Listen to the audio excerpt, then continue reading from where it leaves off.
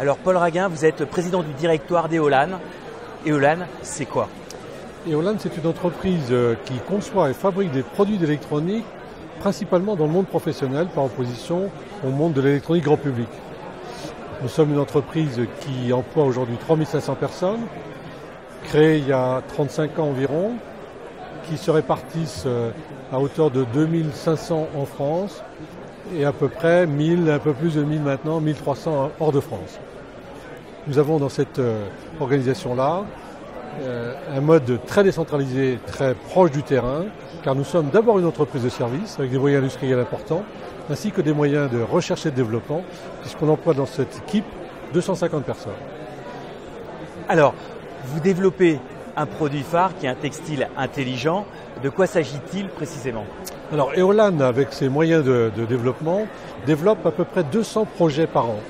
Mais il y en a un, en effet, qu'on présente ici dans ce salon, dans cette université d'été du VLF, qui s'appelle le projet Smart Sensing. Smart pour intelligent, Sensing pour sensor, capteur. L'application concerne les vêtements. Les vêtements qu'on va dénommer les vêtements intelligents, dans la mesure où la fibre de vos vêtements, votre chemise, votre t-shirt, va intégrer dans son fil des microcapteurs qui vont aller saisir de l'information sur votre corps, vont aller saisir de l'énergie sur votre corps pour alimenter le système et qui vont être reliés dans ce qu'on appelle une gateway, c'est-à-dire une espèce de porte qui saisit cette information et l'envoie à distance sur des systèmes qui vont capter l'information, un smartphone, un ordinateur, qui vont même être retransmis dans ce qu'on appelle des centres de data pour les traiter de façon à ce qu'on puisse exploiter en retour et presque en temps réel les informations qui se produisent sur le terrain. Alors ce produit, il est destiné à une exportation massive? Alors, oui, tout à fait. Et il se trouve que bien sûr l'application est multiple, car à partir du moment où on est dans cette situation-là, on va avoir une surveillance individuelle rapprochée.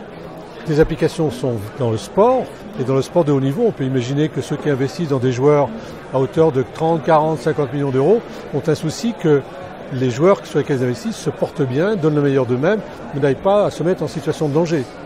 C'est le monde de la défense, c'est le monde de l'automobile, c'est le monde de l'agroalimentaire. Quand on travaille à moins 20 degrés, il y a des situations à risque qui méritent un suivi et une attention particulière du comportement des individus. Naturellement, c'est un produit à vocation mondiale. Et dans ce cadre de ce projet qui s'appelle le projet Smart Sensing, que Jean-Luc Héran a porté comme le fondateur de ce projet dans lequel nous l'accompagnons, est un projet qui aujourd'hui a déjà des antennes en Chine, au Japon, aux États-Unis et dans les pays européens en général.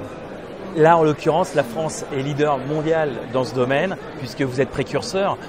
Ça va créer des emplois. C'est important pour vous que ce maillage, que les ingénieurs qui ont travaillé sur ces produits soient d'abord en France, puisque vous le disiez, hein, c'est les 2/3 de votre entreprise qui se trouve en France. Tout à fait.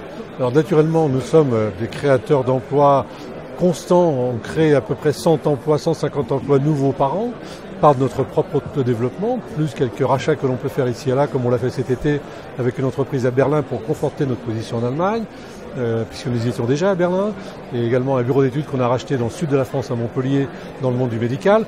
On est très très centré sur l'emploi en France, qui est notre première vocation en tant qu'employeur français, mais naturellement on cherche aussi à se déployer à l'étranger.